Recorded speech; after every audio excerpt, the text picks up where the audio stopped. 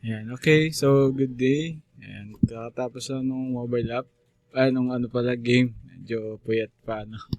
Ayan, pero natapos naman siya. And ito na yung naging result. So, punta tayo muna. CMD muna tayo. Pasok tayo sa documents. So, CD documents.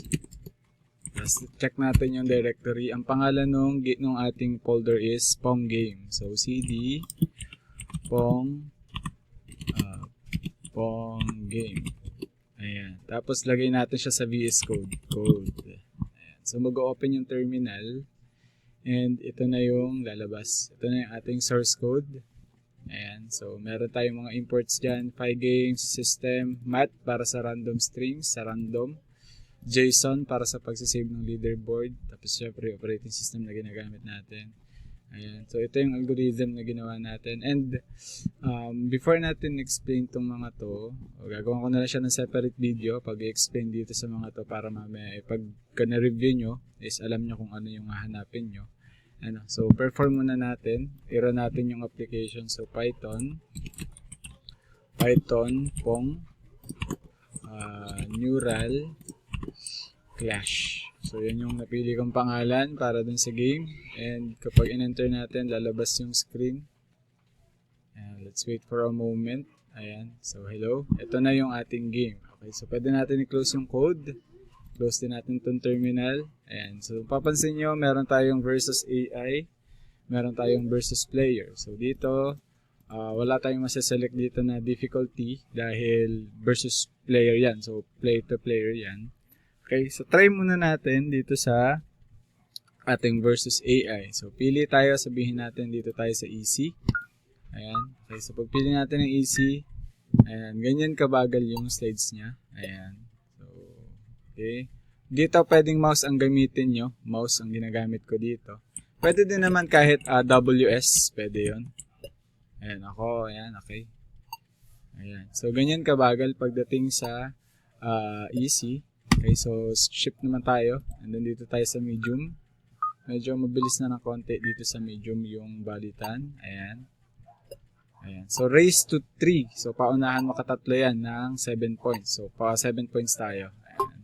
Okay, para makita nyo na nagpo-points. Ayan, nagkakaroon ng increment. Ayan, nagkakaroon ng increment dito sa AI. Ayan, so layo natin para lang makita nyo na nadadagdagan yung points. Okay, wait natin. Okay, last one. Ayan, so meron tayong 0 to 7. So next game tayo, meron nanalo na ng isang beses yung neural AI natin. So game ulit tayo. Okay. So check natin. Ayan, patalo ulit tayo para makita nyo lang. Ayan, iniilagan ko na lang. Okay. Ayan, 4. So laruan natin doon sa seryosohin natin yung sa hard. Ayan. So, dito, Neural AI wins. So, pag check natin yung leaderboard, eto na siya. So, 0, 2 games, Neural AI. May 17, which is ngayong araw yan, 11:49 AM. Ayan, So, okay na siya dyan. And meron tayong history kung ano yung mga nangyari. And feeling ko malaking factor din yan.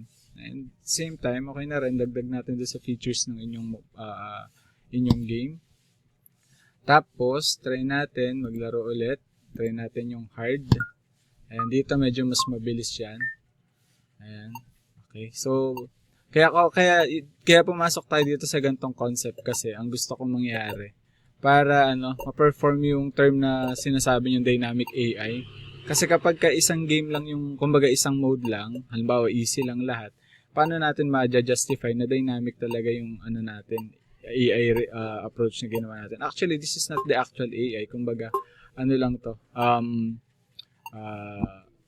Tawag doon, Smartbot ang tawag. So, kumbaga, lang siya nag-set ka lang ng algorithm kung ano yung predictions niya. Pero lahat ng rules is na-perform naman based doon sa recommendation nyo. And actually, na-meet naman natin lahat.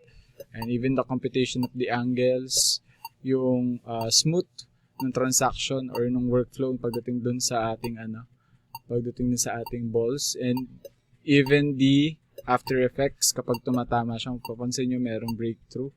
Ayan, bumibilis din yan. Ayan, okay. Yan. Medyo dito, pagalingan na lang talaga dito. Medyo mahirap talunin yung hard.